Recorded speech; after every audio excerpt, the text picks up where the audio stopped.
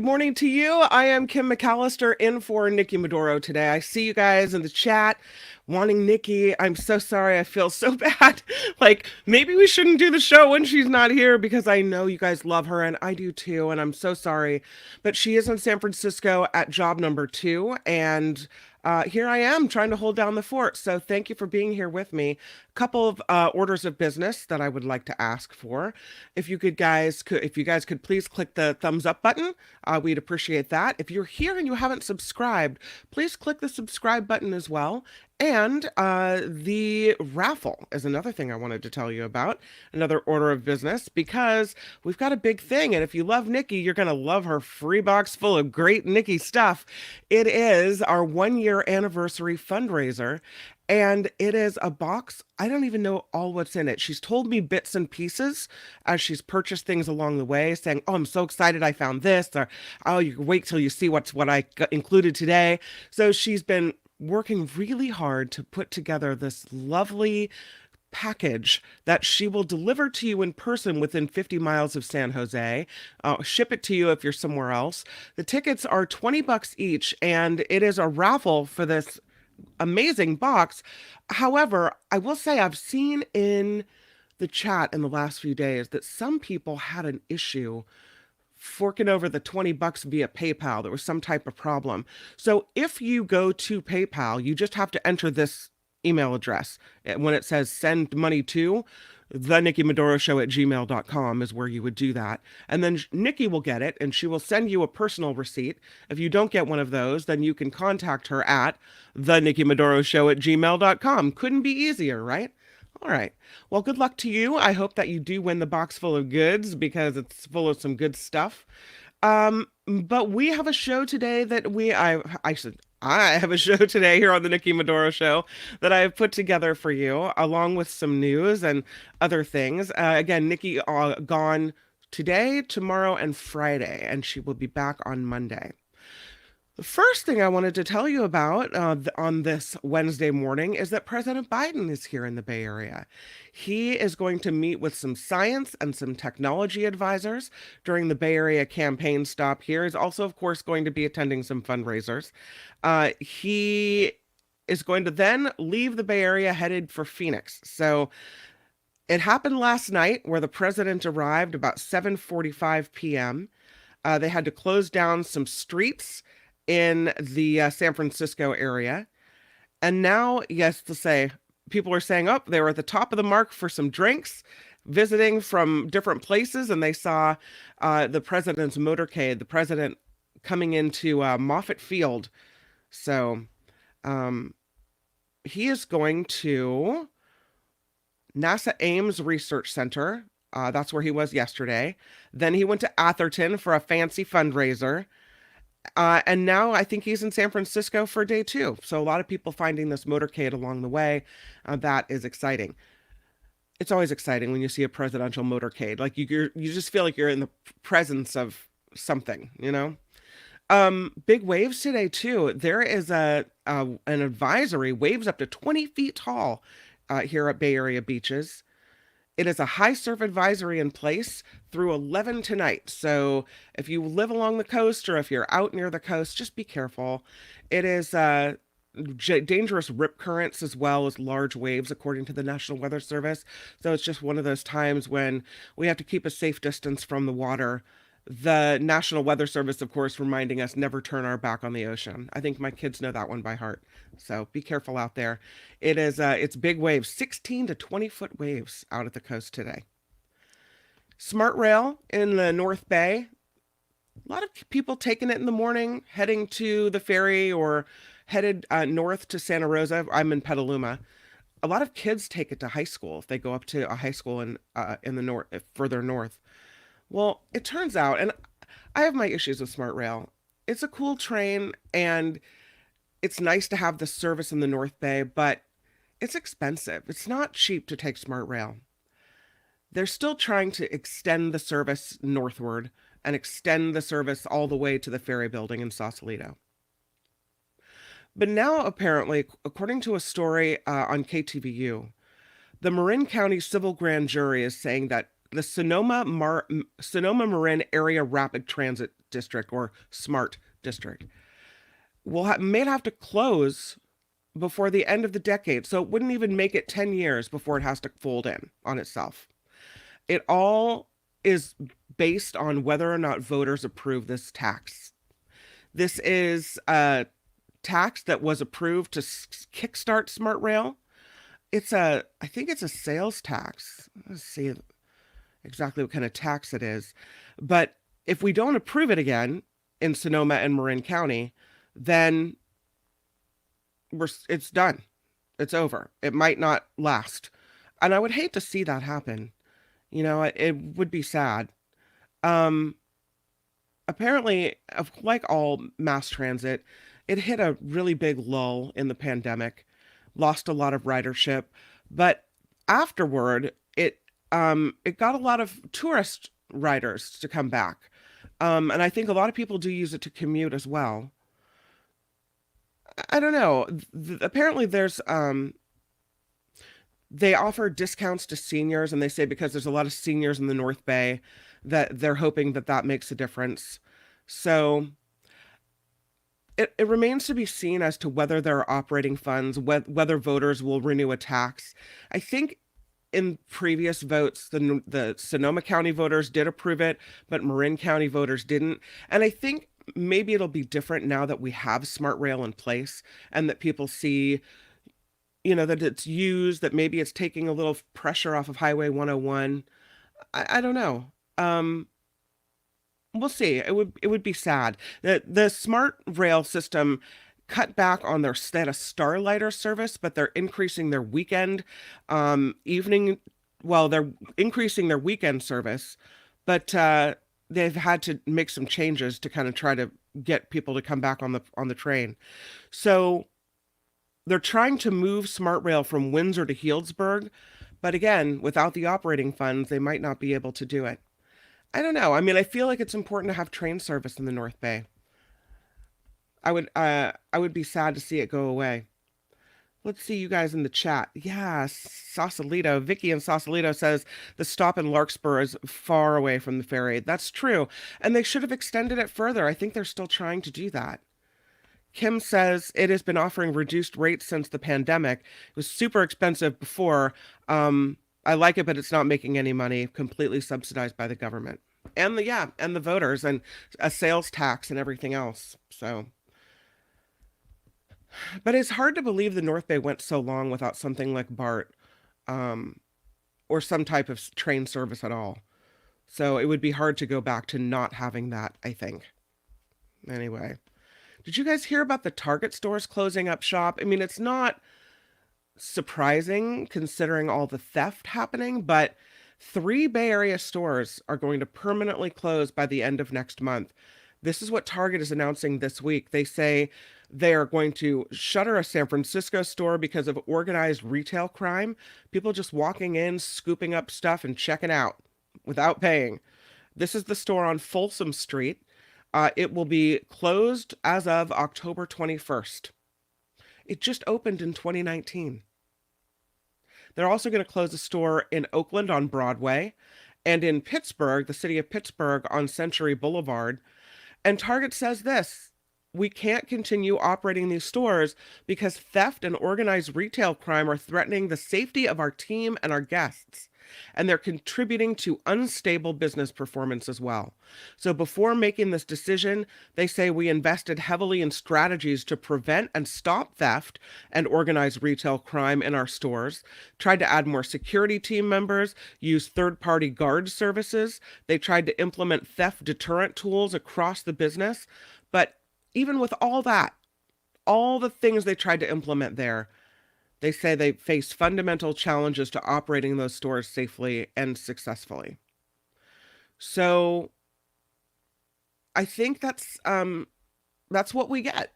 If we're not serious about in our voting for candidates who are going to, put more police officers in place, or uphold laws, or put more DAs in place who are going to have harsher penalties for criminals. If we can't stop the crime somehow, then we're going to see these businesses fold up and go away.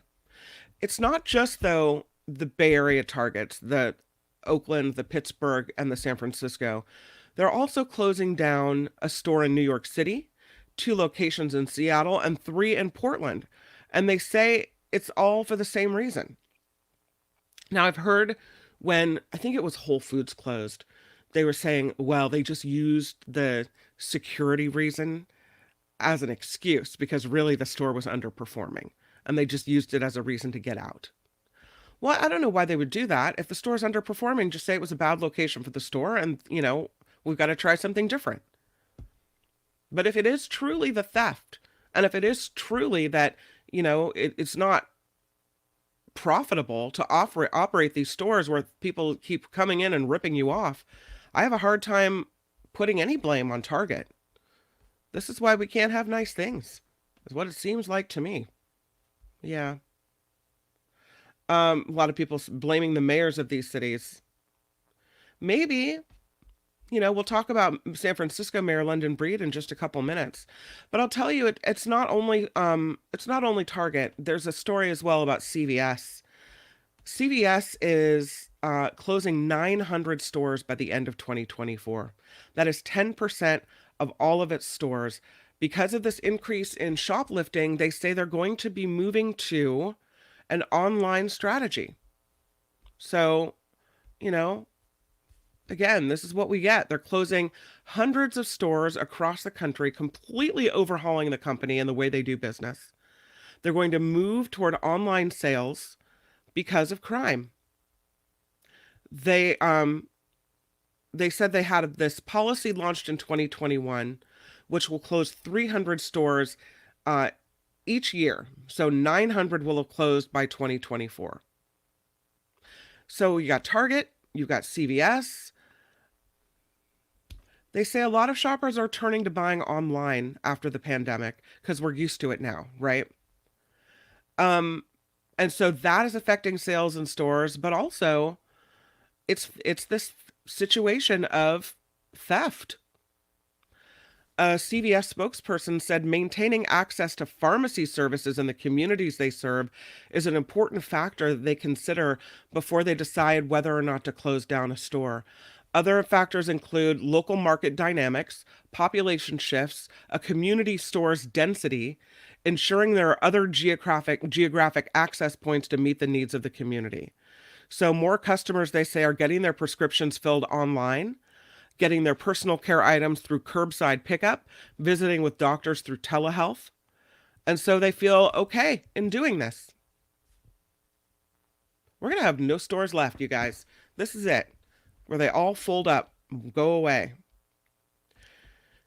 And sometimes that feels okay. And other times when you need something right then at the moment, it doesn't. And I will say, when I shop at Target or CVS and I go inside, it feels like I always end up with stuff I didn't mean to buy because, you see something there, oh, I'd like to have that, or oh, I need this, or whatever.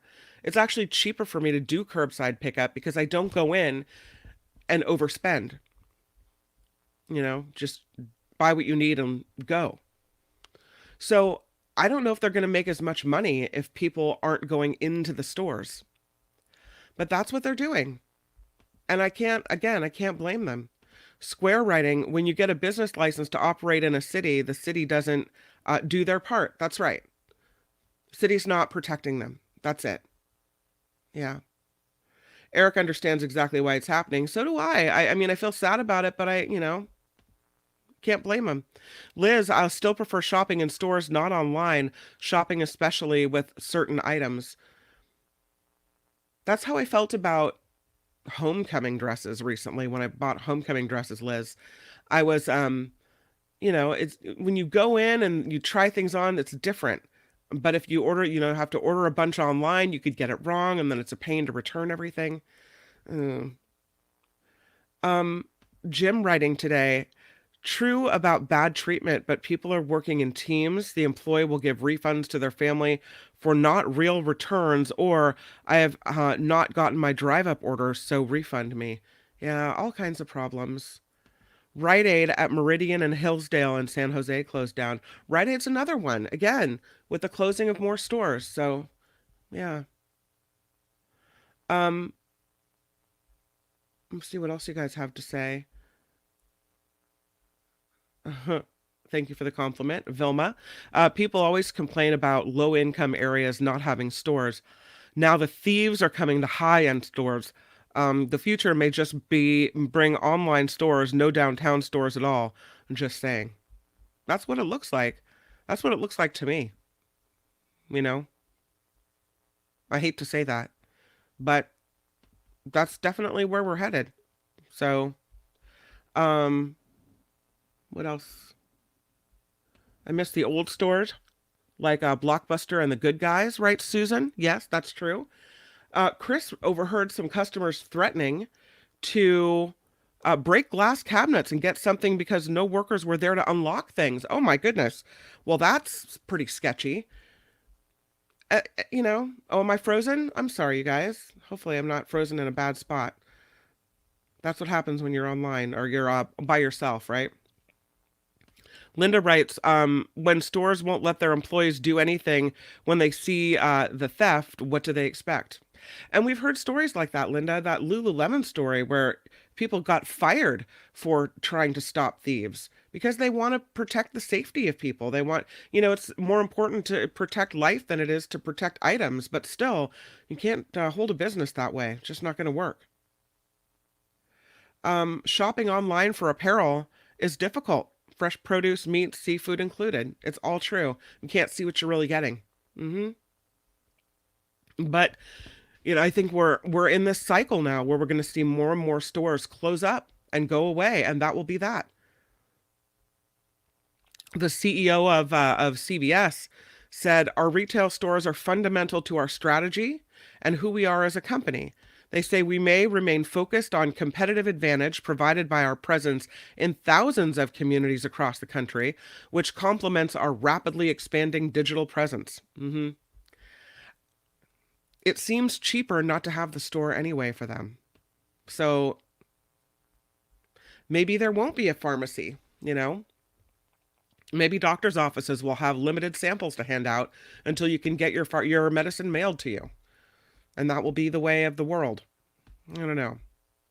Um, okay, so speaking of all of this, I wanted to mention San Francisco Mayor London Breed, who apparently now wants mandatory drug screening treatment for San Francisco welfare recipients. It seems harsh, but she says she wants to require low income residents to undergo substance abuse screening and treatments as a requirement to be eligible to receive welfare funds under a new proposal. Is that offensive if you're someone who needs some extra help? To think that because you're poor, you're somehow drug addled? Mayor Breed says the move is an effort to bring accountability to the city's drug and homelessness crisis. She said we need to make significant change. No more anything goes without accountability. No more handouts without accountability. So she issues this policy yesterday morning at a news conference at City Hall. And she does it the day that she gets some serious competition for her job. Is it too little too late for her? Is she finally saying, we got to do something, so let's throw this out there and do this? See, I'm strong on law and order. Because she knows that she has people coming up behind her that are going to point at the deficiencies in San Francisco. This is going to require the Board of Supervisors approval. And I don't know if she's going to get that. Board President Aaron Peskin says the mayor is just grasping for a political lifeline here and said this is going to be a policy that will fail. Supervisor Matt Dorsey, more supportive, saying that coercive interventions can work. If the board doesn't approve the proposal, Mayor Breed could take it to voters through a ballot initiative as well. I've heard this before, though, and it's often more of a conservative policy where Republicans are the ones, in some cases, who would like to require drug screenings for welfare recipients. Some states do this, but all counties in California have to fund assistance programs of some type. They have to have cash or services for single people, single adults that are very poor, indigent. Counties can tie assistance to drug treatment if the services are truly available to people and free as well. So it would be free drug treatment. And maybe that is the way to make a dent in the homeless crisis in San Francisco. You're not going to get your money until you go for drug treatment. There are more than 5,000 residents of San Francisco that get grants through the assistance program. They gave out more than $30 million in 2022. If you are housed, you can get up to $697 a month. If you are homeless, that's $105 a month. A lot less. Guess they feel you don't need to pay rent. You have a lot less expenses. You get a lot less. The data shows that substance abuse is a very significant problem among the city's homeless population. 52% of the city's homeless say their substance abuse is a disabling condition. So because of that connection, because of the connection between drug abuse and homelessness, then maybe it's logical to require treatment and drug screening as well. In 2022, 25% of people who died from overdoses in San Francisco were homeless. It is skyrocketing. It's such a problem with people dying. Fentanyl overdoses really the big problem here. 70 people a month in 2023. 4 times as many as in 2017. That according to the San Francisco Chronicle. So is Mayor London Breed really doing something here that could help the homeless? Is she really trying to take a crack at this problem? Or is Mayor London Breed realizing that it's a problem that's gone unaddressed, and now that she's got people running against her, she's going to start trying to do something? I don't know. What do you guys think? We'll talk about the competition, though, because now there's some people with some deep pockets running against her.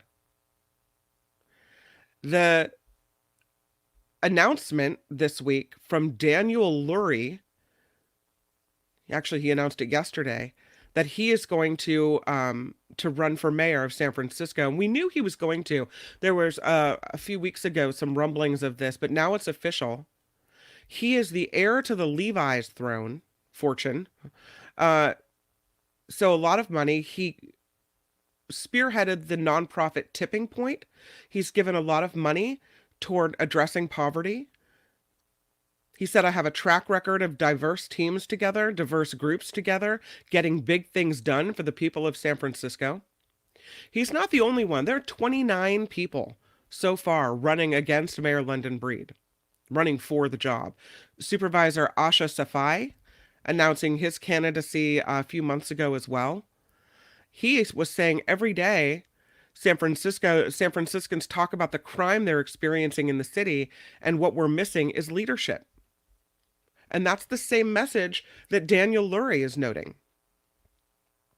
So, of course, then you get Mayor London Breed coming out and saying, here's what we're going to do. We're going to make you, if you're a welfare recipient, we're going to screen you for drugs. And if you don't pass the drug test, you got to go for treatment before you get your money. I think Breed is saying that she knows some people won't like the new plan, but that it's a way for her to say her administration is making progress. And maybe they are.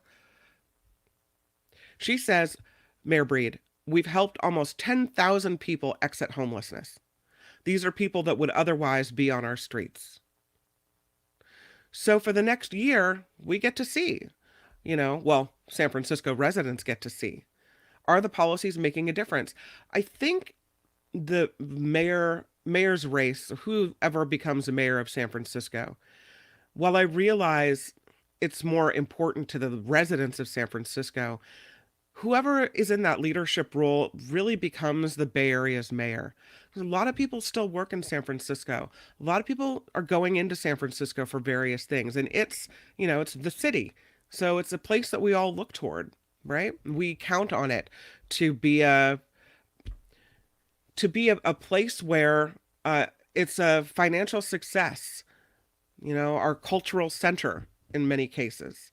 So we're all, I feel, invested in that mayor's race as well.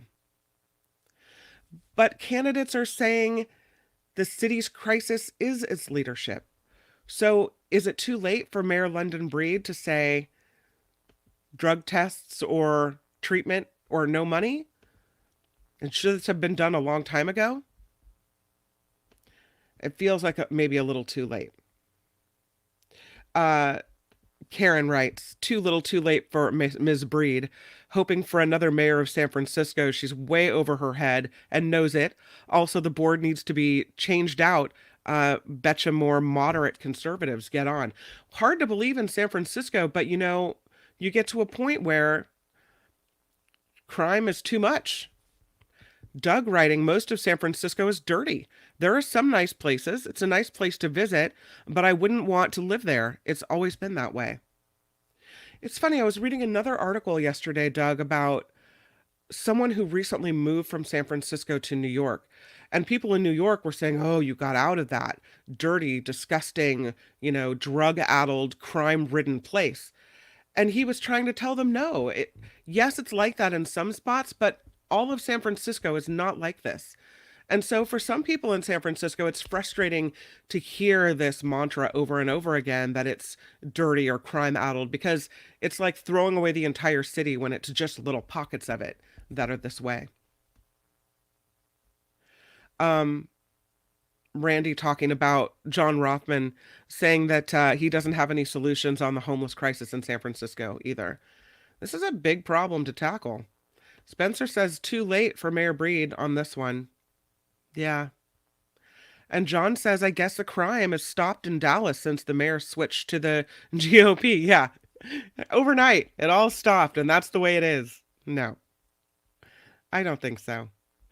Eric, understanding that this is a tough job, saying you couldn't pay me enough to take on the job of mayor. I don't know why people want it. Everyone will hate you before you even start working, and you won't be able to get anything done. Are you saying it's impossible for somebody to come in and make a difference?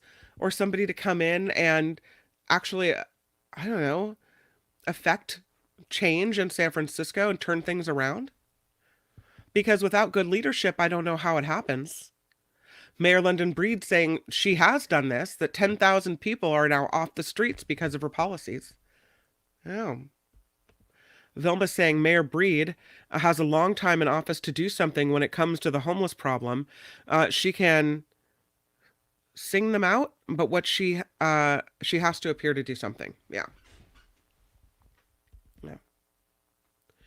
They do have a task force.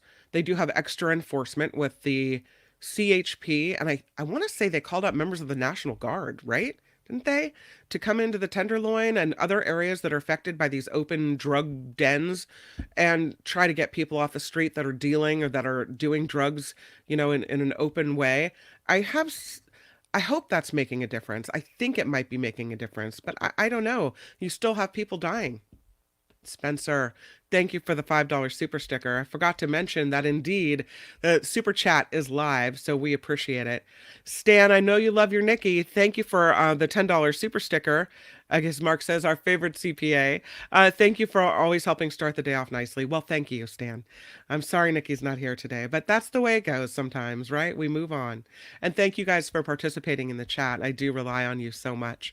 I will put because we have done it before, and I shall do it again, the link to chat, if you want to pop onto the show and speak, there it is. So it'll be like the old-fashioned phone call. You don't have to show your face if you don't want to, or you can. But there's the link to the show if you would like to participate in any part of this conversation. Vilma says at this point, I don't believe anything would save London Breed's administration. Yeah, just too little too late. I don't know even if she tries to enact this policy, she can point to the fact that I tried to do it and the board of supervisors wouldn't let me, you know? Um, I thank you for the advice, Radcliffe. I do have two devices. It's still very difficult. Thank you. Karen writes, the GOP is running a PR campaign against San Francisco because we have the Libby Libs of the West Coast, the most educated, have the most money, businesses, startups are beginning here. Nowhere else is successful. Maybe that's right, Karen. Maybe if you can say, point to San Francisco as some type of failure and say, well, look what the liberals did here. And maybe we're falling into this because we're so frustrated with all the crime that we're instead not lifting up the parts of San Francisco that need to be lifted up. The lady Beatrice, good morning to you, says anyone who has no solution for homelessness is either missing some obvious answers or they have a sad lack of imagination. Well, I don't have the answers. So, the lady Beatrice, if you do, let me have them because, talk to Mayor Breed. She needs your advice. Do you think this is going to help then? This deny you welfare payments to the poorest of the poor in order to take a drug screening? I don't even know if that would be legal in some way. If you're not going to face lawsuits from people who somehow now there's always some advocacy group who will sue on your behalf. So you probably have lawsuits against San Francisco. Yeah. It is scary to walk through the Tenderloin. My sister and niece who I was taking to an event to see Jane Goodall, and I didn't want them walking anywhere in San Francisco, so I drove them and picked them up. Doug says the nature areas of San Francisco are very beautiful. Yeah. San Francisco and Chicago are the whipping cities for the GOP, says John Slade. Are we feeding into it? Are we letting that happen? There's no doubt that there's a lot of bad things about San Francisco. Don't park your car anywhere and leave anything you like in it. It's not going to be there when you get back. Sam, good morning, Sam. He says the media is destroying San Francisco. San Francisco has problems like other major cities, but it's still as beautiful as it always has been. It's true. It is beautiful. It can be cleaned up. I do believe it can be cleaned up. And I don't think so, Giblo, calling San Francisco the next Detroit, where, is basically after the people leave during the day, it's a ghost town, crime riddled. Luis says the targets are leaving. Do you know how hard it is to kill a target? All of these businesses leaving is not propaganda. It's fact. But what about the good parts? What are we not doing for San Francisco that could help? And when we start making a difference in crime, then how do we change the image of San Francisco? Because whether it's us feeding into it, whether it's the GOP, targeting San Francisco with a smear campaign, whatever is happening, it's going to be hard then, even when things turn around, to say, San Francisco is a place to come visit again. San Francisco is a place where you don't have to worry. San Francisco is a safe city to put yourself in. That whole public persona, public message is going to be hard to change. Oh, it's different now. Oh, it's better now. But will people still come and spend their dollars here? I don't know if they will. I don't know. Vilma says I like to go to San Francisco and do what I have to do, and then I run home to my nice little town. On another note, I always thought New York was a crime-ridden town. Right. And people in New York are now telling people that have come there from San Francisco, glad you got out of that crime area. Right? Let's talk about the good parts of San Francisco. From the moment on my side of the bay, you come through the Robin Williams Tunnel and you see the Golden Gate Bridge framed by the Rainbow Tunnel, or the fog rolling across the Marin Headlands seeping over the Golden Gate Bridge. My heart soars because I love that view. That view is home to me. Going into San Francisco, the feeling is different. You feel like things are happening, right? All the funky little hotels along Van Ness, not Van Ness, Lombard, as you go through the marina area, the waterfront in the marina, Golden Gate Park, Ocean Beach. I'm not saying you don't have to be careful at some places. There's a lot of things about San Francisco that are lovely. Karen has gone through many ups and downs throughout the decades. We've been around since the gold rush. I remember late 60s. Yeah. PT writes, if you deny food and services to the drug addicted, you force addicts to commit crime just to survive. Yeah. Doug talking about walking through the Tenderloin. Not something I would do, I have to say. You got to pick your spots and know where you're okay, right? Before we bring Jimbo on, I'll just mention that the lady Beatrice is writing, I think the places that have security issues, they should have more security measures in place to make companies feel safer about having their businesses there. Yeah, if the business owners are not feeling safe, why stay? If they're not doing well financially and they don't feel safe, there are some businesses that have had their plate glass windows broken repeatedly over and over and over again. Can't possibly be a good business plan to stay in that place, right? All right, let's bring Jimbo on. Jimbo, thank you for coming on the show. Hi. Hey, um, let's start with I was just in San Francisco last night. I drove in at 4 o'clock, 5 o'clock, went inside the Bear Bottle Brewery area, had a little company get together. No problems. No one broke into my car. No Okay. homeless people nearby. There was no security or police. I didn't see any of that. But at the same time, I didn't see drunk people or needles or anything like that. And so I don't think anyone went through the neighborhood and swept it like they did at the conference. But at the same time, it's not everywhere. Yeah. Now, for the people that live out of state and look at San Francisco as a horrible cesspit of evil, if you look at the actual crimes of bad things, murder, rape, bank robberies, people stealing your cars, um, yeah, shoot ups, it's actually worse in the Midwest. From Indiana all the way down to even Miami, there's more violent crimes. Now, we think a purse snatching, maybe one guy shoots a gun and accidentally or purposely kills one person. Yes, that's the headline. But the actual numbers are much worse everywhere. They just don't get reported. They don't get, exploited out on the other networks that decide that San Francisco is horrible. So they have to promote that horribleness because apparently San Francisco is the only town that is good, like 20 years ago, that has gone bad. Hmm. And no other city has ever gotten better or worse. They're just exactly the same. Right. But you're right. Crime waves go up and down in every city. If you point at Indianapolis, Indianapolis has more physical people breaking each other's houses and stealing things than we do here. Hmm. So why is no one else looking at any other crime stats Yeah. anywhere else? Right. That's the first thing. And as you said, there are beautiful places in San Francisco.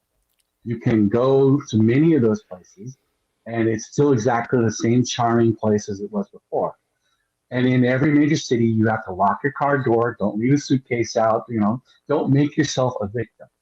Don't give the opportunity. Don't walk Right. around with your cell phone and not be observant around That's people. right. Yeah. If someone's going to run up and snatch your purse, your phone, your stuff, Yeah. you're walking around like a victim. But when we when Stay we in give those groups. when we give those Mm-hmm, warnings though, Jim, when we say, "Oh, if you go to San mm-hmm, Francisco, if you like it, don't leave it in your car. If don't walk around looking at your cell phone. Heads up, head on a swivel. Make sure there's no one coming at you. Don't be the mm-hmm. don't be the reason that you're targeted, right? Don't be Okay. inattentive.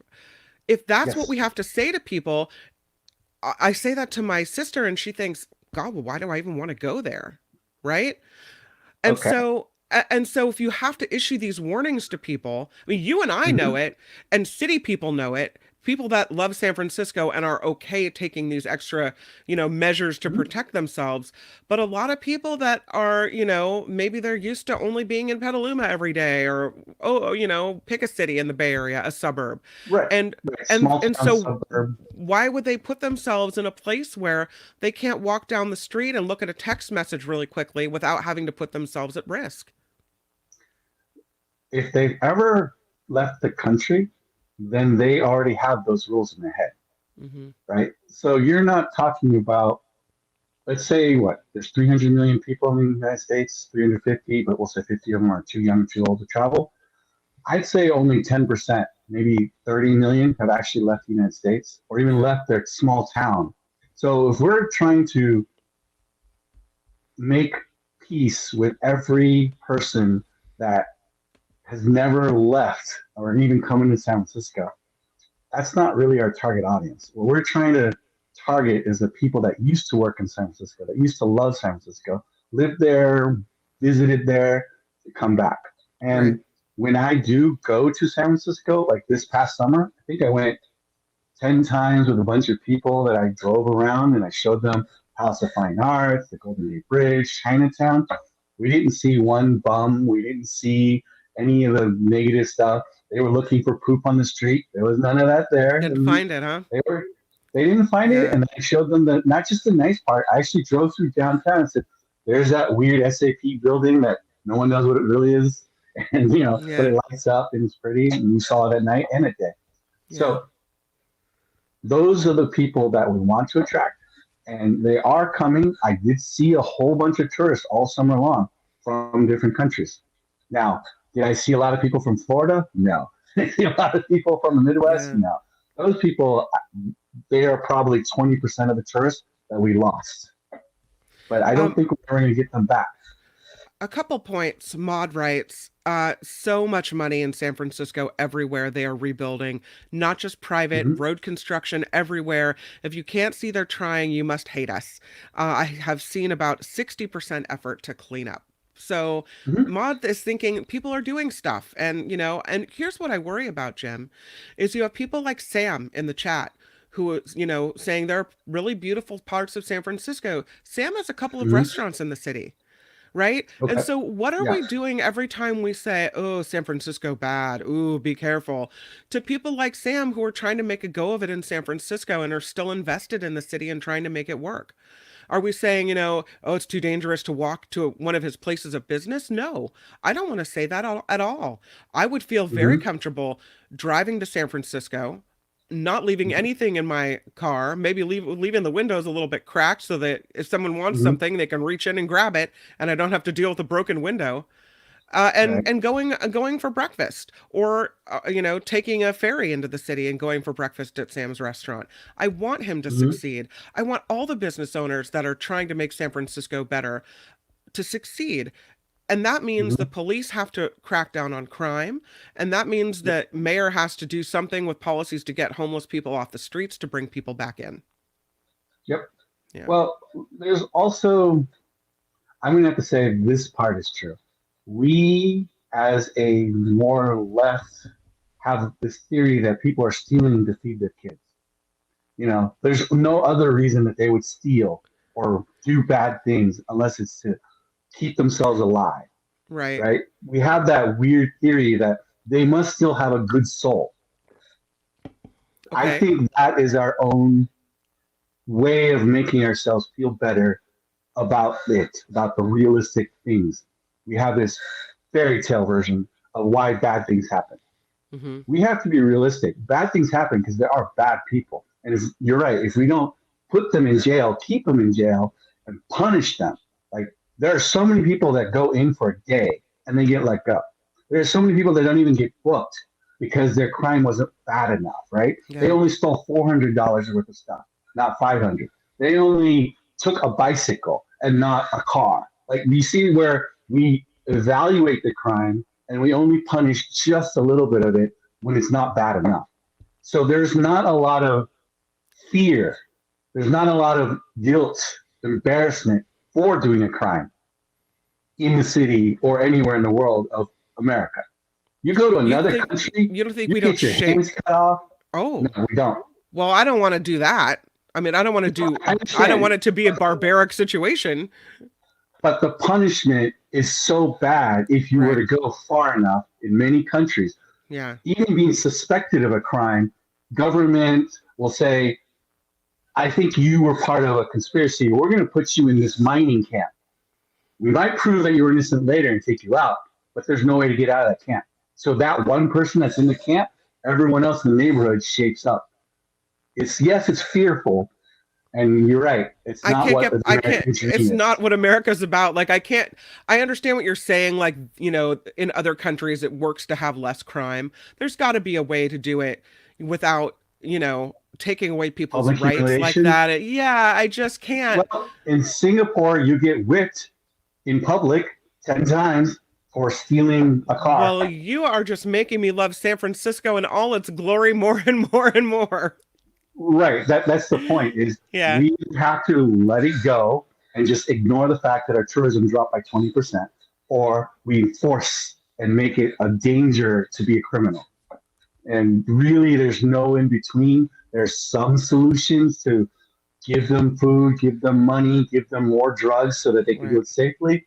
But that's only the people that are doing drugs, that are on the streets. They're not the criminals, actually. They're not the ones, Yeah, all of them. Maybe a few do steal a hammer from a yeah, construction site and so on to sell yeah, it later or whatever. But they don't do the super violent crimes or the smash and grabs. They yeah, don't have the time or opportunity to do it. They're yeah. on the streets, sleeping, drugged out, whatever. So it's two different problems, but everyone combines them together. Liz writing, I go to San Francisco from time to time to visit my daughter.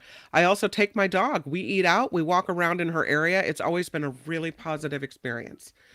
So Mm-hmm. that highlights the point that not all of San Francisco is, this drug addled, crime filled mess. Correct. But it's not just that. It's do we have a problem to solve? It's image outside of San Francisco. Inside of Yeah. San Francisco, there's a lot of stuff being done. I don't think Mayor Lyndon Breed will be reelected, No. but I think that each district, each area is trying to take care of themselves. Yeah. And yes, there are certain areas that don't get as much resources or cops or attention at night or during Yeah. the crime waves. So yes, there are still very scary parts that you should avoid. But like in every city, there's a scary part you should avoid. I Yeah. don't think there's one city in the United States that I can walk everywhere in, or bike, or scooter, or drive. Right. I think as terms of crime and of, I guess, good people and bad people, I would say San Francisco ranks at one of the top of someplace I'd rather retire and live at than Miami, which for some reason everyone's like, oh, Florida's awesome, retire. But there's more crime there Yeah. and more scary stuff and more hatred and more racism and division over there than Yeah. there's over here. It's a John James Watson writes, people also commit these property crimes because they don't feel like they're part of a community. They don't have an expectation of ever moving up the social ladder. And it's true when you're looking at housing prices being more than $1 million in San Francisco, who could ever really have ownership of something like that? Yeah, so there's the first yeah, question. How do you live there unless you're homeless or you're super rich, right? That's the yeah, assumption. You can't make it yeah, any other way. right. Don't we have these $700 rooms now? Why can't we make 1,000 of them? Yeah, Why can't we make 5,000 of them? I can afford a $700 a month rent making minimum wage. Why do I have to have a house? Why do I have to have a condo on the 50th floor of a nice building and then demand that when I go on the out of my door that there shouldn't be a homeless person that I have to step over? That's not, it's like, where did we go as a society yeah, where suddenly, if I live rich, I can't be around poor people, or if I am poor, I can't ever make it ever right. again. It's true. 50 years ago, if I was poor, I would get a job and work my way out of being poor. 20 years ago, I would have to work with someone, get married, and have two jobs to at least afford an apartment. Right. Now, three people can't even afford an apartment together in San Francisco. It's So true. What are we doing? What are we doing to ourselves? You know? we're not building these $500 apartments, $800, Yeah. $9,000 apartments is what we're building. Like the next 10 buildings being built in San Francisco, condos, $1 million condos or more. Mm. Why can't the next 9 buildings you build be dormitory kind of effects? So Why what do can't you we house the students or what cops or funds? what do you think of Mayor Breed's new plan to require drug testing and treatment before giving out any welfare funds? I think it should be done. I don't think it will win any popularity contest for now. And the only reason it should be done is because we don't know who's going to improve. Yeah. Now, is it fair to say you pee in the cup, you fail, you get zero money? Or should there be like a warning process? Like the first time you fail, you have to go into a treatment thing, and then we'll give you the money. And then the second time and third time, and then you get kicked out of the program. You can't come back for 6 months. Some kind of restriction is much better than yes, no. Yeah. But at the same time, if we just give free food and money, that is welfare. And there's already a stamp program. There's already this program, that program. So this is just extra money San Francisco's handing out. So a lot of people fear that the extra money just means more homeless people are just going to Yeah. get the free handout and not work to get out of it Right. because they don't need to work. They Yeah. just sit there on the street. Now, I've never been homeless, but I've been close a few times where we were paycheck to paycheck and then Yeah. our paycheck failed and I had to borrow some money from a friend. Luckily, I had it. And it's because my friend knew I could work it off. Mm-hmm. We don't have that society anymore where we trust that a homeless person says, can I get $50 to get some gas to go to a job interview? Would you ever give $50 to someone to do that? These days, Well, we're not sure we I would. think the problem is knowing that would be for real, right? Knowing that the person is Mm-hmm. really going to take the $50, put gas in their car, and actually lift themselves out of poverty rather than taking the $50 and going to buy as many drugs as they could possibly buy. So if I Right. knew that it was the case that somebody was really trying to lift themselves out of poverty and was going to do Mm-hmm. something good with the money, I would absolutely help somebody that was going to a job interview. So, so here's the difference. In the Midwest, where I also grew up, if someone were to come approach me and say, hey, I want to get a job, I need a gas and job interview and a suit, I would drive them to a place where they could pick up a Yeah. suit from Goodwill. Then I would drive them to Right. the interview and drop them off Right. because I could. I had the time. I cared. I was in a community that wanted to do that. Right. Here, we're all alienated apart. Few people know their Well, neighbors. I can't be the only one that's been lied to at the gas station. Have you ever had this happen to you where it's happened to me more than once at the gas station on Lombard, the Chevron station, where Yeah.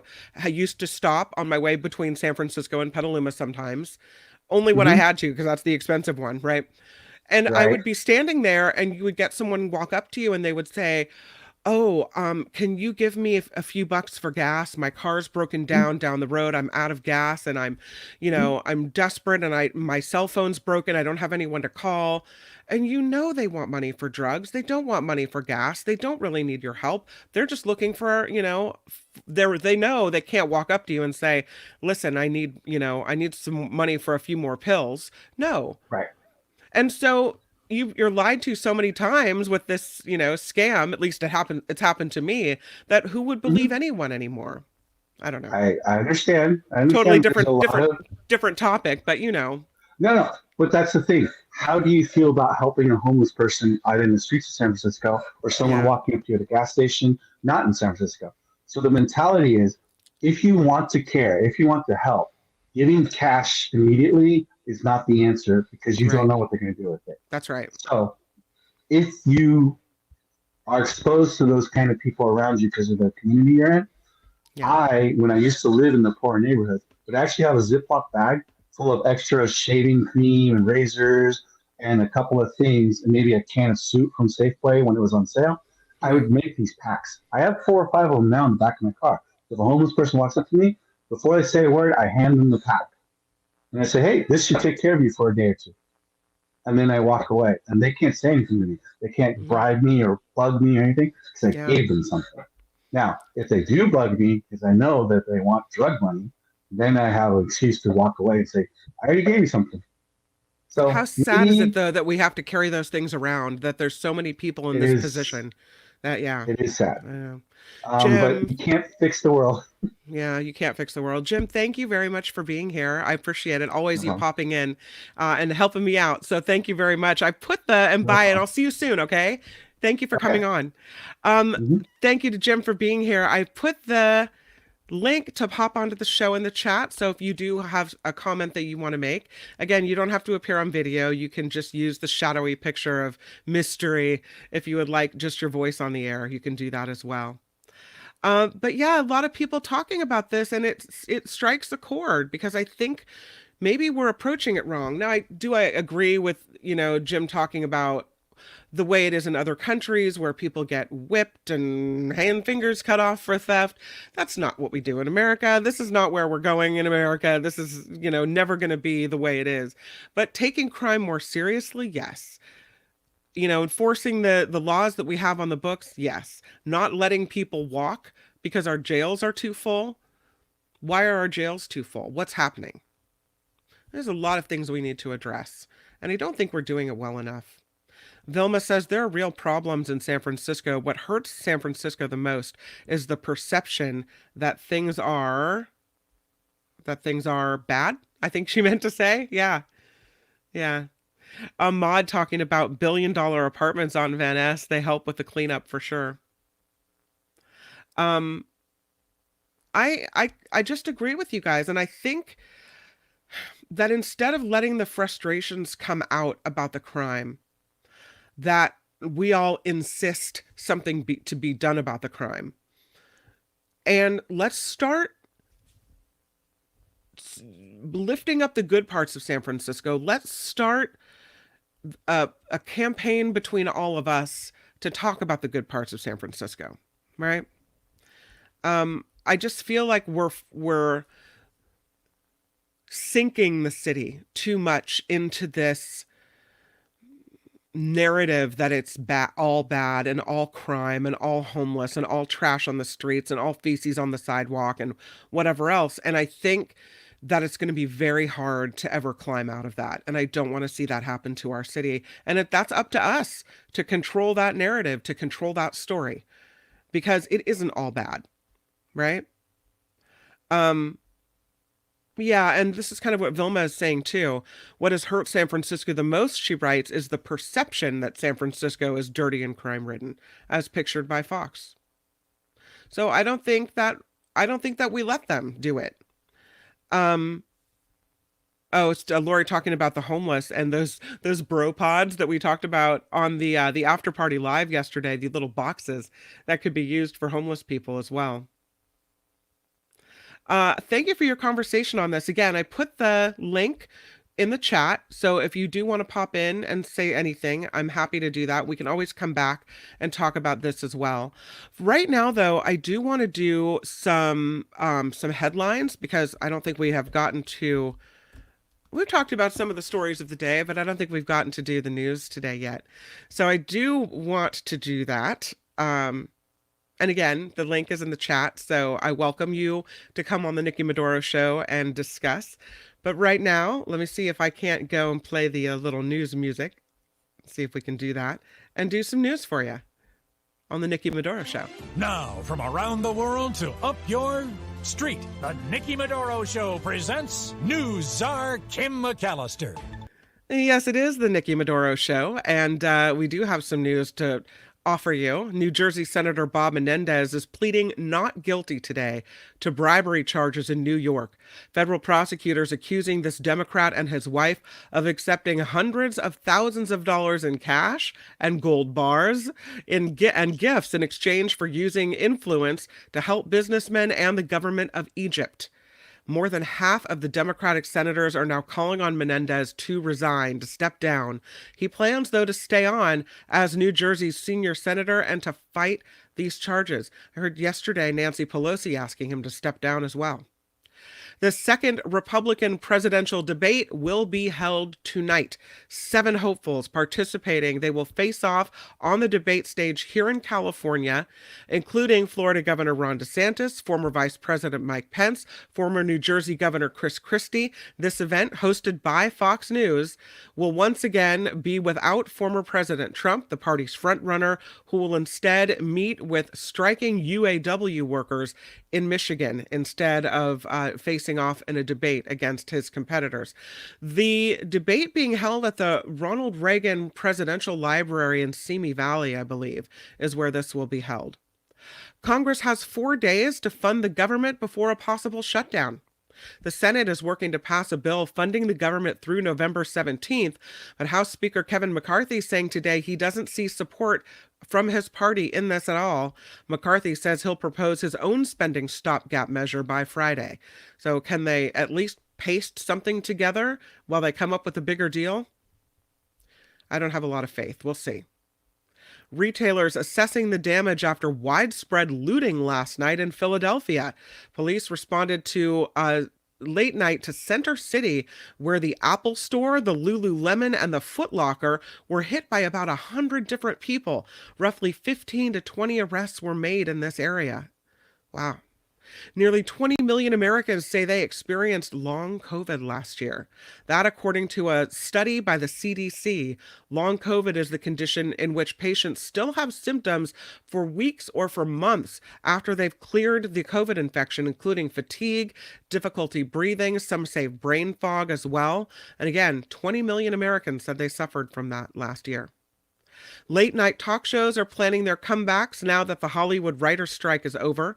Jimmy Fallon, Jimmy Kimmel, Stephen Colbert, and Seth Meyers are all set to be back on the air on Monday. Meanwhile, Real Time with Bill Maher is set to be the first late night show to return when it airs on HBO on Friday. So things are coming back already, right? The final supermoon of the year will illuminate the sky on Friday. This according to the Farmer's Almanac. The harvest supermoon will reach its peak just before 6 a.m. on the East Coast.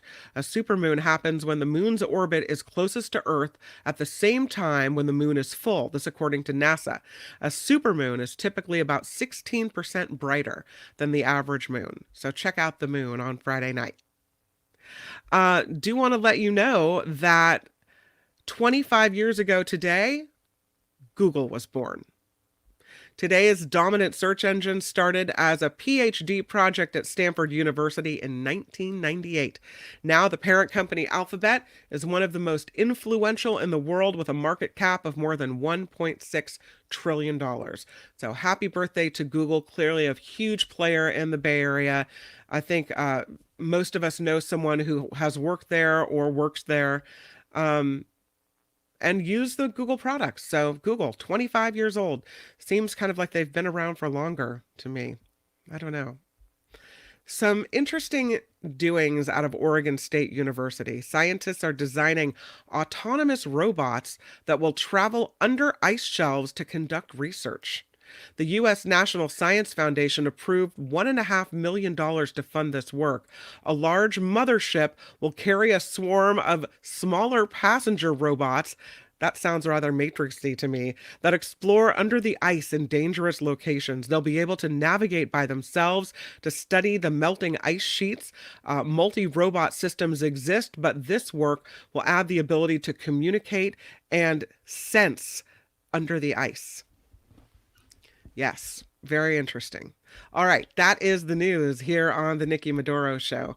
Again, thank you for being here. Thank you for the conversation about San Francisco. Let's move on, though, to talking about Trump, because big news yesterday, this judge, Arthur Engoron, ruling that former President Trump and other members of the Trump Organization have consistently overvalued assets and net worth in order to get better deals from banks, insurers, and other businesses. The judge saying the Trump Organization, Donald Trump, and his adult sons are liable for fraud.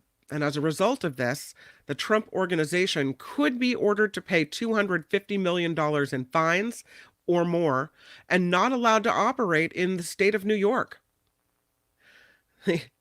Former president's son took to Twitter to complain about this. This is Eric Trump, who said, "He has lost all faith in the New York legal system, and never before have I seen such hatred toward one person by a judge, a coordinated effort with the Attorney General to destroy a man's life, company, and accomplishments." To which I say, Listen, if you want your accomplishments to stand, then don't overinflate the numbers in your company to get loans and to basically dupe others into doing business with you. Again, it's the blame. It's interesting. I was reading a response to his tweet as someone said, it's amazing how when the ultra wealthy are held to account, they still can't take responsibility for their actions. When the ultra wealthy are held to take responsibility, held to be accountable for something they've done wrong, they can't do it because they're not used to being held accountable at all or having to play by the same rules. Very upsetting to them. This judge is saying Donald Trump defrauded banks and insurers while he was building up his real estate empire. Committing fraud for years, almost a decade, is what they're saying. That he is now ordering, the judge, some of the Trump companies removed from Trump's control and to be dissolved. This is all the result of a civil lawsuit brought by New York Attorney General Letitia James that Trump and his company deceived banks, insurers, and others by massively overvaluing assets, exaggerating net worth on paperwork used in making deals and securing loans. And Letitia James said, look, we don't even have to go to trial to prove part of this fraud because it's all here on the paperwork. It's obvious on the paperwork. And that's what the judge looked at. So, as punishment, the judge ordered some of Trump's business licenses be rescinded, making it either difficult or nearly impossible for the Trump organization to do business in New York.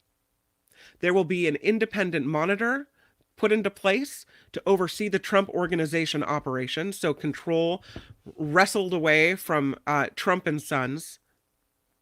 It would, unless they appeal it and the different decision comes down, it would strip Trump of his authority to make strategic financial decisions over some of his key properties in the state of New York. Of course, Trump is calling this un-American, part of an ongoing plot to damage his campaign to return to the White House. This is what he says. My civil rights have been violated, and some appellate court, whether federal or state, must reverse this horrible, un-American decision. Why? Because you think you can say whatever you want to say on financial documents and not be held to account? That's un-American? No, that's not true. He said his company has done a magnificent job for New York State, done business perfectly, calling it a very sad day for the New York State system of justice. His lawyers calling it completely disconnected from the facts and governing law. They will appeal. The non-jury trial is still expected to continue, but it doesn't look good for Trump in this case. One of many cases, right? The judge said the tactics that Trump used crossed a line and violated the law. He rejected Trump's contention that a disclaimer on the financial statement absolved him of any wrongdoing. He said, in defendant's world, regulated apartments are worth the same as unregulated apartments. Restricted land is worth the same as unrestricted land. Restrictions can evaporate into thin air. A disclaimer by one party casting responsibility on another party exonerates the other party's lies, the judge wrote in his 35-page ruling. That is a fantasy world. It is not the real world. So, with a pin to pop Trump's fantasy world, down comes the Trump organization. I wonder if, and I know, pie in the sky dreaming over here from me, right? But it seems like if a judge is saying he's living in a fantasy world, he's liable for fraud, he's doing all these unscrupulous things that is defrauding banks and other businesses trying to, that he wants to do business with him. If he is a fraud in business, we could then assume he's a fraud in government. So why would we vote for someone who's a fraudster and who has broken the law? Is it too much for some people? We knew before he was even elected the first time. The stories had come out of people that had been contracted to do business with him that were never paid for the jobs or services rendered. We've known that he's a fraudster forever, and we collectively looked away. Didn't care? I mean, I cared. You might have cared. But look at all the people that didn't. So will they care about this? It's hard to know. But one of his former lawyers is saying this is the way to hit Trump where it hurts: money. Michael Cohen talking about this massive cash problem that could take down the former president. He says if you really want to get Donald, the way to do it is through his bank book. He talked to CNN's Caitlin Collins. He said that's what really gets to him. He said this case in New York will have a massive impact on that bank book. And while Letitia James is seeking $250 million in damages from Trump in this civil case, Cohen said that number will really be up to the judge, and he said it could be much higher. Cohen is saying could be $600 million after interest and penalties and everything else. And that, he said, would be a big problem for the former president. Cohen says he doesn't have that liquid cash available in order to pay that off. Trump has limited to no basis in many of his assets and mortgages on his properties. And combined with taxes, Trump likely wouldn't get a major financial windfall from selling off many of these assets. So that is what the word is from Michael Cohen, saying this is going to be the most painful of all. I mean, I don't know. I think prison time would be more painful than losing your money, but perhaps I'm wrong about that. Let's watch a little bit of what Michael Cohen had to say to CNN. See if I can bring it up for you guys. Yeah, here it is. Text attacking the Attorney General. Oh, it's thinking. Claiming that he is worth more than the numbers that are shown on his financial statements. His lawyer, Chris Kise, says he and his family will appeal this ruling to, quote, rectify this miscarriage of justice. Joining me now is the man whose testimony jump-started this investigation, Trump's former attorney and fixer, Michael Cohen. Michael, obviously, this is a huge ruling against your former boss. What did you make of this?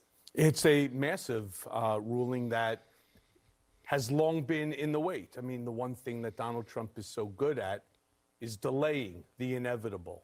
And Judge Engoron really had enough. He had enough. I mean, some of the language that was used in his 35-page decision demonstrates exactly this point, that he just had enough of the games and he was not going to allow Donald's delay tactics to continue. Is your understanding, I mean, is Donald Trump still in business in the state of New York after this ruling and what the judge ruled about his business certificates? The answer is no, because what ultimately happens is the Attorney General will cease to allow those companies to exist by pulling the licenses, by pulling its license to be active in the state of New York. So all of those assets will end up going into some form of a receivership. And as a result of the receivership, the companies will end up getting liquidated, especially now that this case is no longer solely about, all cases are bifurcated. So the first part is the liability. The second part is damages. There is no more issue of liability.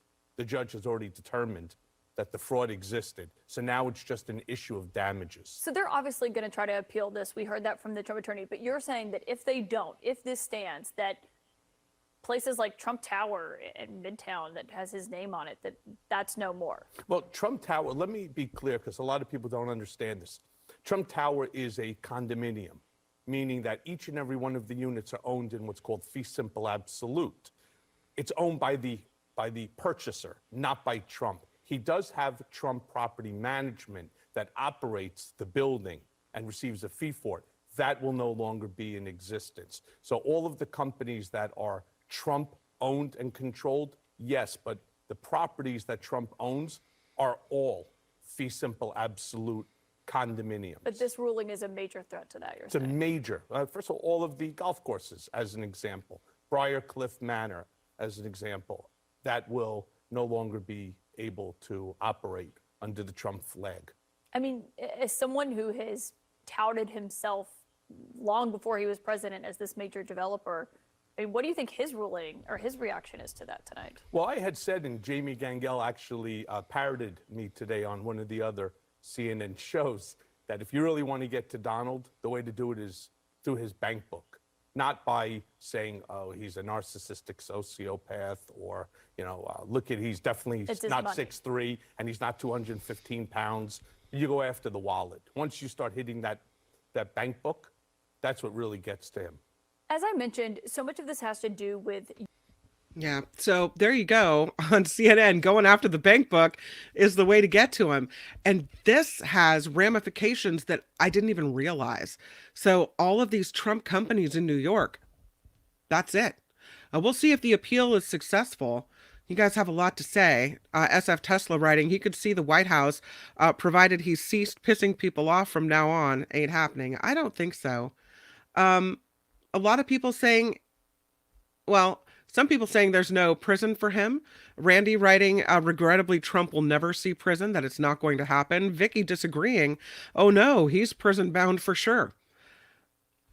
Square writing, liquidated, 10 cents on the dollar. I don't know. I don't know what's going to happen. Receivership, right? Someone overseeing the Trump organization now being put into place. So if the appeal is unsuccessful here, Trump could have not very much money to, I guess he always has money. If he's done it right, he's spread it all over the place. He still has Mar-a-Lago and other places. But in the state of New York, where the majority of his holdings are, poof, gone. Does Trump still own Trump building in Las Vegas? He's got a casino in Vegas. Does he still own it? I don't know the answer to that. Got a lot of golf courses. Got one in Scotland. Got one in New Jersey. It's got, Mar-a-Lago in Florida. It's got a lot of properties. He's not going to be destitute, but he's not going to be in the position that he was, for sure. Someone said that Trump children are probably, really upset about all this, because that's their inheritance going away. It's hard for me to feel bad about any of that. Cohen knows what he's talking about. I think so. I mean, he does have a law degree, even if he doesn't practice anymore because of everything. John saying they'll build a special prison just for Trump. They would have to. Just like they did, if you've read anything about Epstein, and when he was sentenced to prison, they had a special kind of house on prison grounds that was really not much like prison. People could come visit him. It wasn't the same thing, but that's kind of what I envision in a Trump jail situation.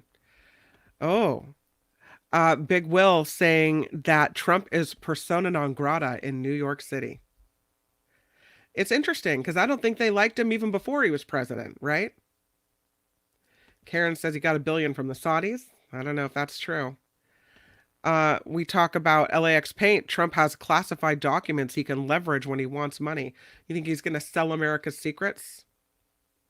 Hopefully they got all the documents back.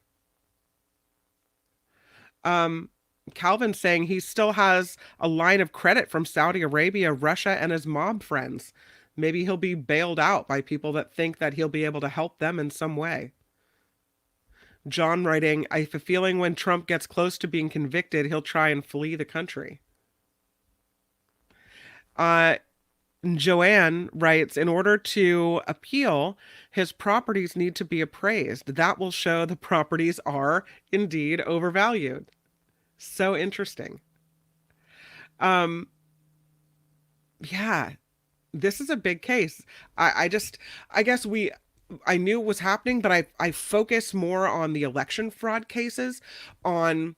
For me, just as an American who feels wronged by Trump, it's about the election interference, even if it's a Georgia case, right? Or the Washington, D.C. cases. As someone who watched Trump try to overturn democracy and thwart the will of the voters, that to me was my focus. That's where I want to see him punished, because that's what I'm the most angry about.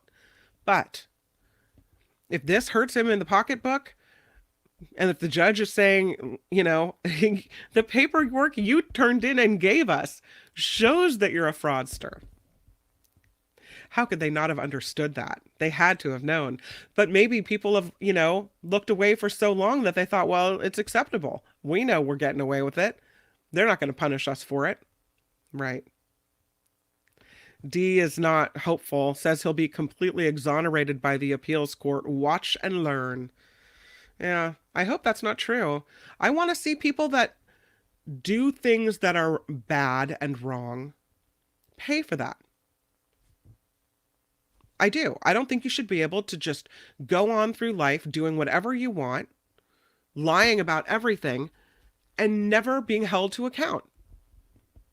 At some point, it's going to catch up with you, and that point is now. And John says the Secret Service will be in orange jumpsuits with their. I don't think so. I don't think so. No, I think they're going to wear their regular suits, but they'll have to serve terms as prison guards, right? Yeah. I don't think he'll ever get to this point, Lady Beatrice. Trump will lose money. He's going to see how much it sucks to have to worry about having enough to survive on. Nah, no. Because he has a guy like Trump probably has money socked away somewhere in an overseas bank. This guy, always going to have money. His family's always going to have money.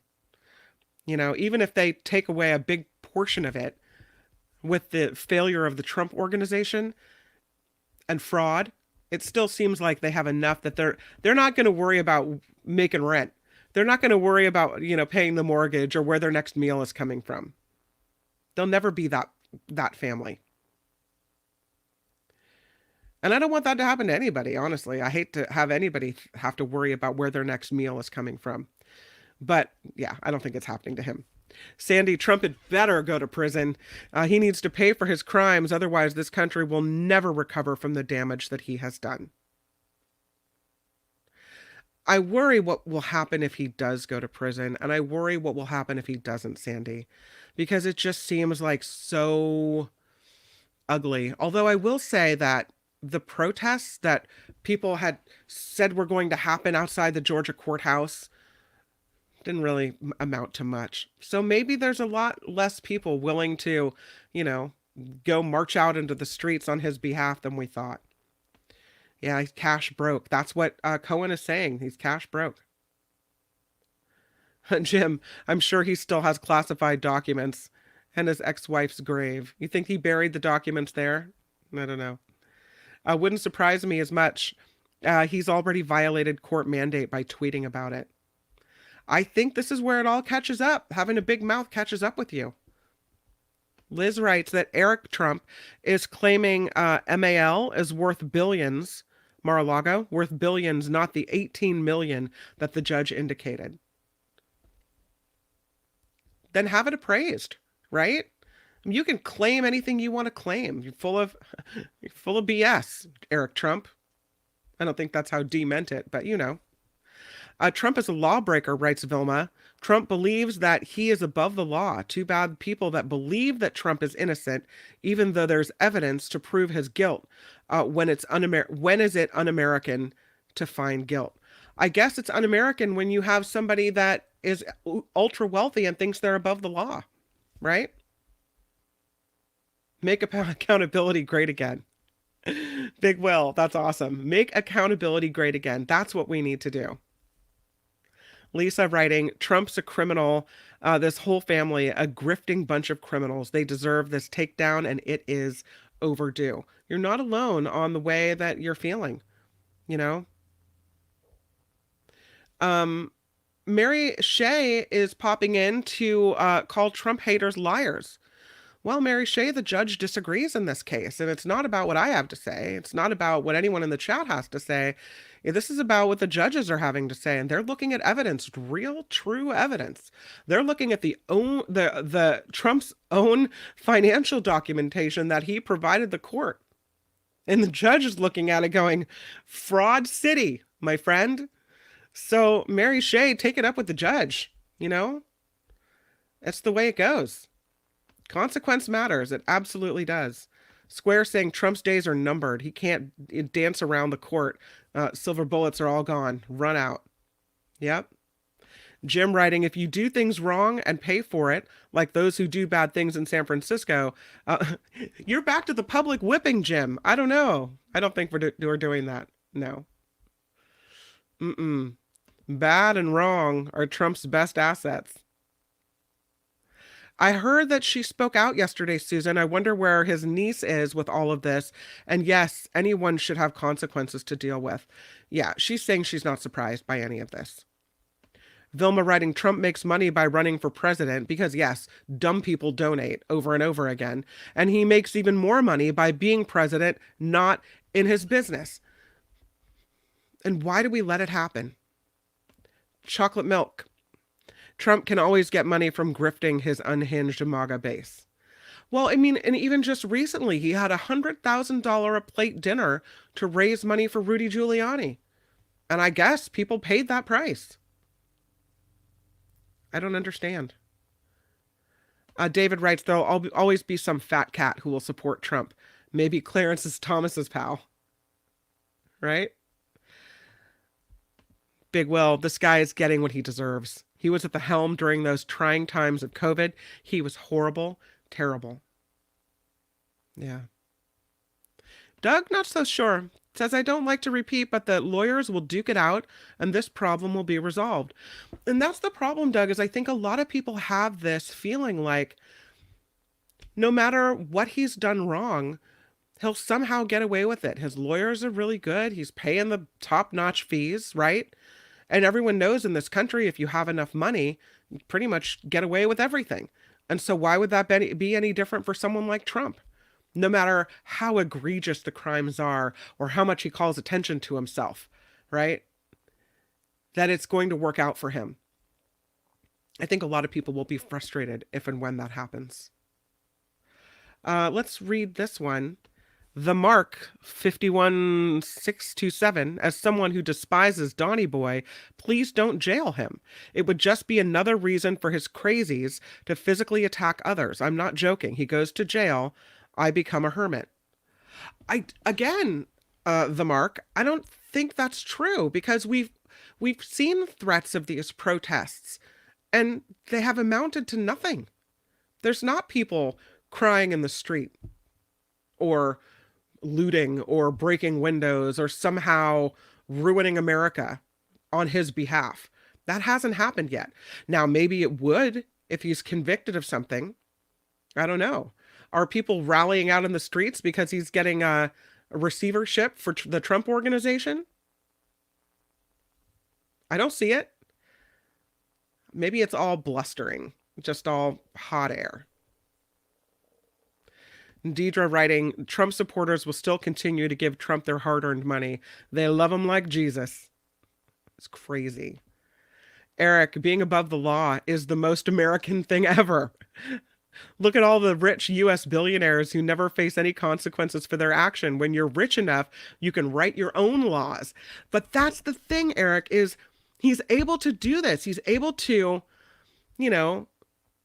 basically do whatever he wants or think that. And now when he's called to account, he's like, well, this is un-American. Because he's not used to being held accountable. He's not used to having to follow the laws like everybody else is. And so this is what we get. But you're right. Being above the law is the most American thing ever. We see it over and over again. Yeah. Facts do matter. Harry, make all grifting acceptable. I feel like we have to let this play out legally. And if a judge is saying there's fraud, there's fraud, right? He's seeing the evidence. I'm not seeing the evidence. I haven't sifted through the Trump paperwork with a fine-tooth comb looking for fraud. And were I able to do that, I wouldn't even know if I'd be able to find it. But the experts have. The legal system is working, finally. So for anyone to come on here in the chat and, be all Trump happy and say, oh, this is a grave injustice and all Trump haters are liars. No. Talk to the judge. Karen says, don't think Trump will go to jail. They will cite that a president or former president should not go to jail, which is bad because we talk justice to third world countries, but we don't walk the walk. That's something John Rothman, who, by the way, will be on the Mark Thompson show later today, has said in the past, that you can't have a former president of the United States in a jail cell, that it's not a good look for America and that it just won't work. I disagree with that.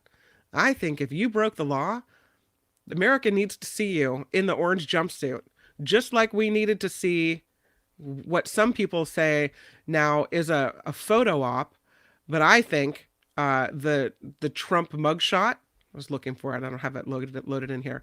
I think we needed to see that too. A lot of people that feel like they were wronged by him needed to see it. Talking about the good things that he's done. Don't forget, Trump put together the meeting with the big pharmaceutical companies that came up with the COVID vaccines. The guy is a genius. I don't take that away from him. He, I think, caused the deaths of a lot of people by not taking COVID seriously, by trying to be, self-admittedly, America's cheerleader instead of trying to protect people during the COVID crisis. I think him coming down on the side of business instead of the health of people before we really knew what we were dealing with was bad for America. But I think you're right about the vaccines, Doug. I think he did facilitate and put money toward getting vaccines developed quickly. And for that, you're correct. And I'm not going to say you aren't, because you are, because facts matter, right? So not everything is bad. Vilma writing, all prosecutors and district attorneys are Democrats, all grand juries are Democrats, and everyone is out to get Trump, poor Trump. That's just not true. That's not true at all. Liz doesn't see why he can't go to jail. Former leaders from other countries have gone to jail. Sometimes they put them in jail in other countries, right? So we've seen, I don't know, dictators from other countries jailed somewhere else. Maybe because it's safer? Not sure. Sandy, if a former president can't go to jail for their crimes, it sends the message they are above the law. Yeah. Guilt is guilt, says Vicky in Sausalito. A lot to say about this one. It'll be interesting to see how this plays out and how much of a dent that it does make in his bank book and whether or not Michael Cohen is right. And this is how you hurt Trump the most, right? Here's another story that I saw, and this is just fascinating to me because, and I want to play you this video as well. Cassidy Hutchinson has written this tell-all book, and she sat down for an interview with Jake Tapper, and she talked about whether or not she feels somehow complicit in everything that happened, in not speaking up sooner, in I don't know, in not standing up and saying it was wrong before January 6th. And even then afterward, her job, the way she felt some type of loyalty to Trump and how that played with her self-confidence. She says something at the end of this interview that I think it's something I wish more people would think about, would take responsibility for, right? So let's watch a little bit of Cassidy Hutchinson talking to Jake Tapper. Here she is. Here's what she has to say. Again, it's that push-pull inside of me where on one hand, I felt that January 6th happened because we, the staff, didn't do enough to stop it, that we, the staff, should have not let people around him that would have stroked this desire for him to overturn the election on January 6th. Yeah, you say in the book that you felt complicit. I mean, you're honest about correct, that. yes. But then there's the other side of me where I was afraid to look disloyal. I was afraid to split from the world because once you're in that environment and have the access and have the insight and knowledge that you do, you sort of feel like there's a target on your back. So I did not move to Florida with him, but I stayed on payroll with him for several months after the end of the administration. And I still had the moral dilemma inside of me through that whole period. So And it's a push-pull of the one pole is doing the right thing. correct. And then the other pole is loyalty and fear.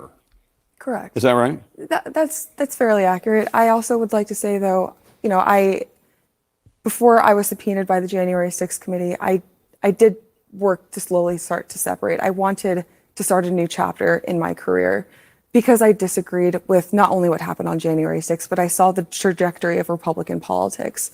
And I didn't want to be a direct part of that for the most part. Again, it was difficult. And I'm not trying to make excuses. I don't have a hero's complex over here. I know a lot of what I did was wrong, but I got to where I am today. But it was an important year for me because I was able to look back and reflect on things that I was complicit in, but also understand the dangers of what we were doing at the White House. One of the things I wonder, because you talk about this journey, and I don't want to belittle it, but it does sound like leaving a cult. I mean, it really does, because it's like difficult for you to leave. You're talking about loyalty and you're talking about fear of what happens to you if you leave. And you're also talking about like doing the right thing. Mm-hmm. And again, I'm not trying to belittle it at all, but it does sound like when people talk about leaving a cult, it does sound like that. But then there also is this inflection point where you're basically told you're not coming down to Florida to join the president's staff at Mar-a-Lago, which is too bad. The president thought that was insufficiently loyal. Yeah, because you're insufficiently loyal. I guess they thought you were leaking some stuff, which, by the way, maybe you would have helped them avoid the classified documents scandal because you're. I did my best in everything that I was asked, Jake. But one of the things I wonder is, do you ever think that if they had let you go down to Mar-a-Lago, what would have happened? Like, would you have testified? You would have been subpoenaed probably, but like, would history have turned out differently? Would the push-pull still have gone on? Would you still have done the right thing if you were down in Mar-a-Lago? Like, what is that alternative history?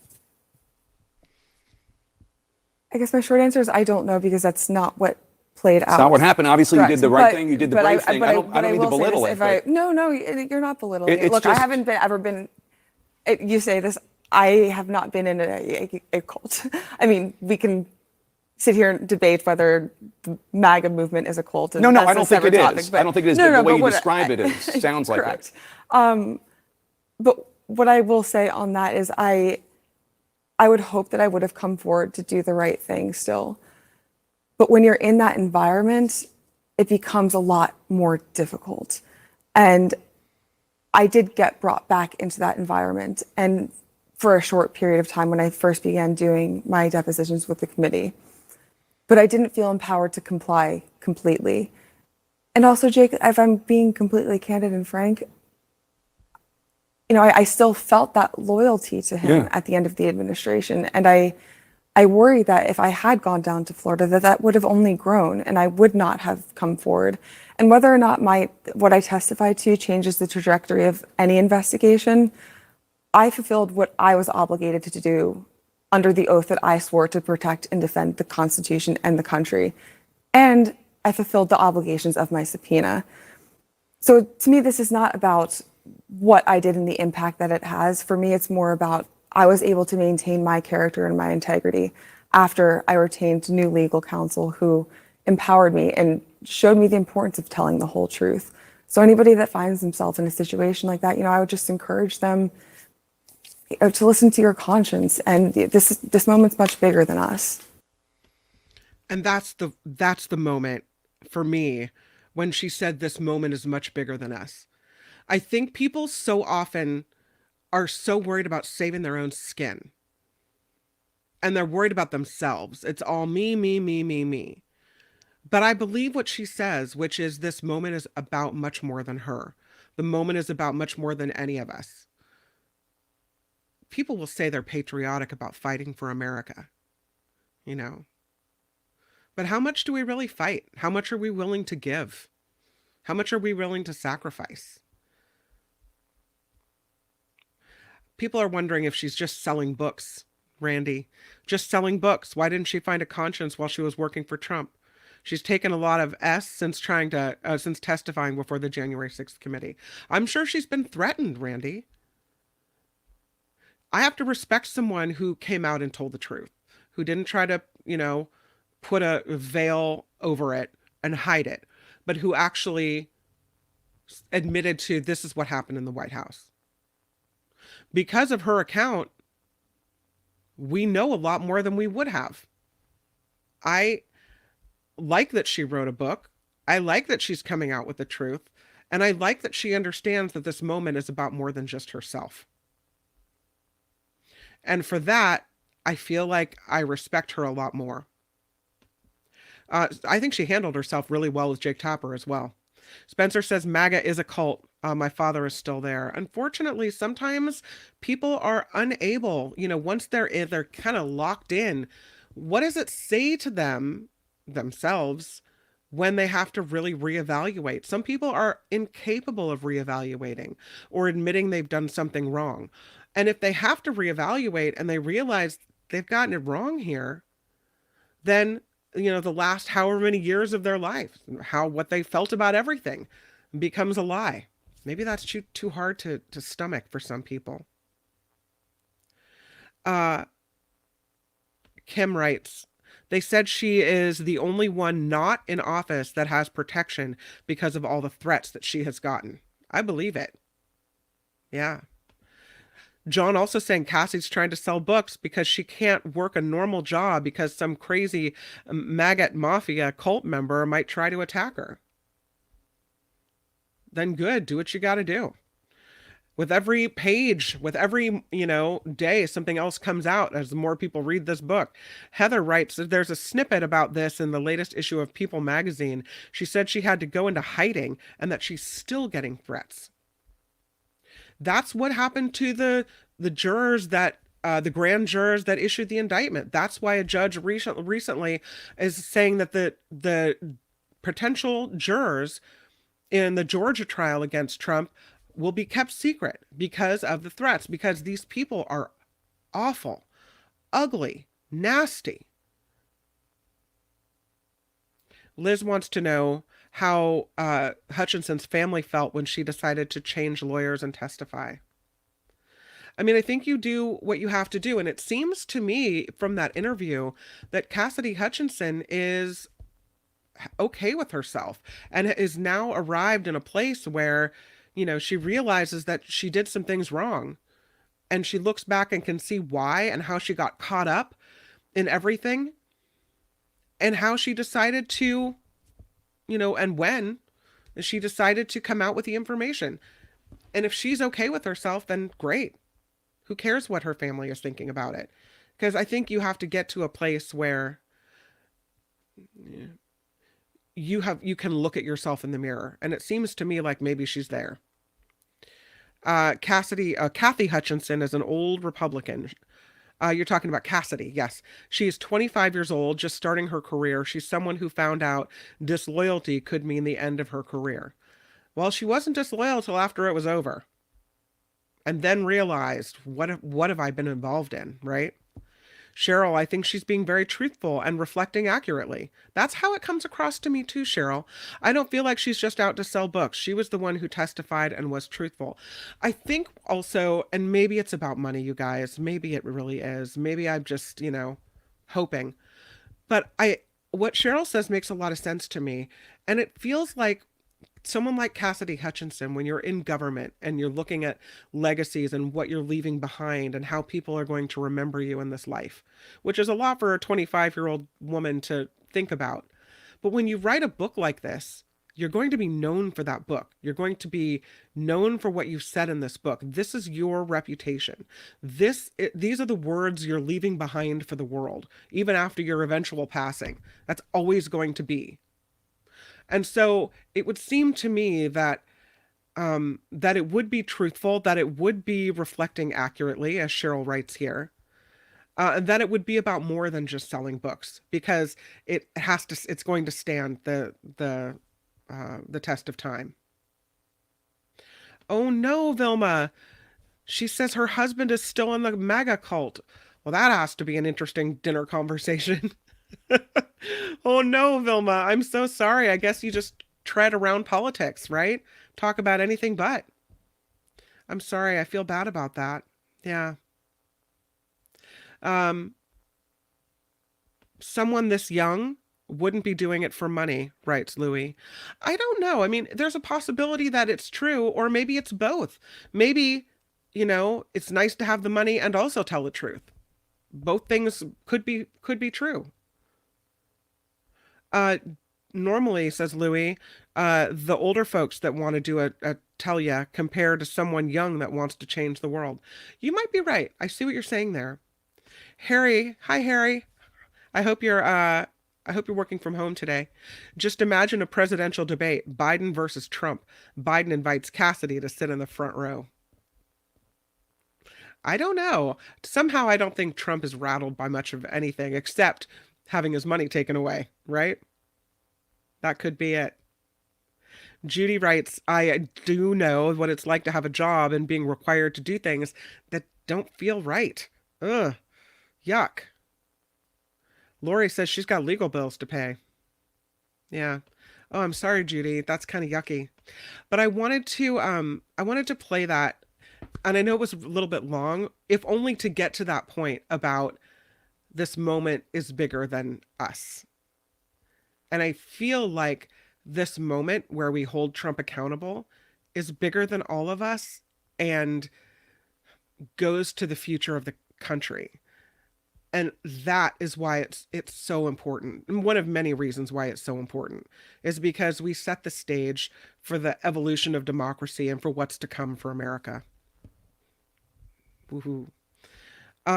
Speaking of which, and I know we're coming to the end of the big show, but I did want to also let you know, speaking of the January 6th riots and being complicit, there was a Capitol rioter who trained for a firefight with paintballs, expected to go to the Capitol and start shooting people.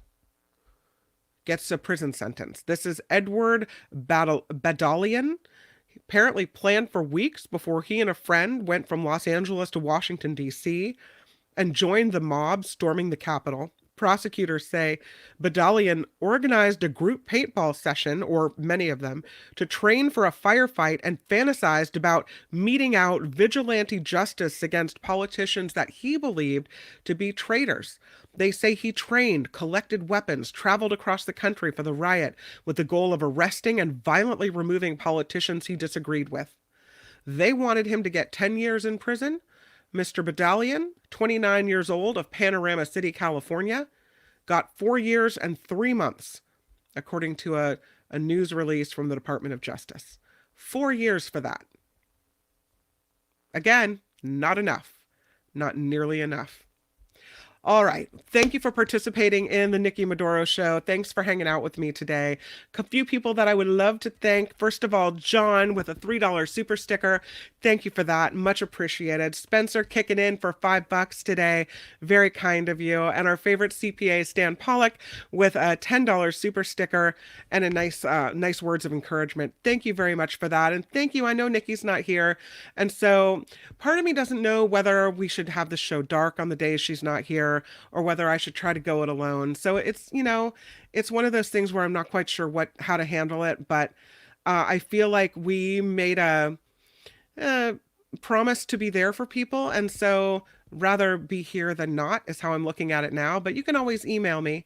It's kim@theafterparty.live, and let me know your thoughts on it all. So thank you for everyone who's contributed. Again, do want to let you know that we have a website. It is thenikkimedoroshow.com. That's where you'll find the Patreon link, thenikkimedoroshow.com. And if you're interested in the big raffle, it's the box full of Nikki's favorite things, and your ticket is $20. You can go to PayPal and enter in when they say, who do you want to pay? Pay Nikki $20. The address is thenikkimedoroshow@gmail.com. Let me take down this one so you can see the other one. The Nikki Medoro Show. There it is in red. The Nikki Medoro Show@gmail.com. So $20 per ticket. And if you win and you're within 50 miles of San Jose, Nikki will personally deliver it. If you're outside of that, then she will ship it to you, and it's a box full of some cool stuff. So thank you for participating in that fundraiser for the show. And thank you last minute to Harry coming in with a $5 super sticker. The money saved on gas today. Yay! So glad to hear that you get to work from home. I don't like that you have to go back to the office, Harry. So thank you for that. And Lorraine as well with a $10 super sticker. You guys are so awesome. Thank you so much. All right, we are on to the Mark Thompson show. So for now, we will end it with my boy. Here's Jake.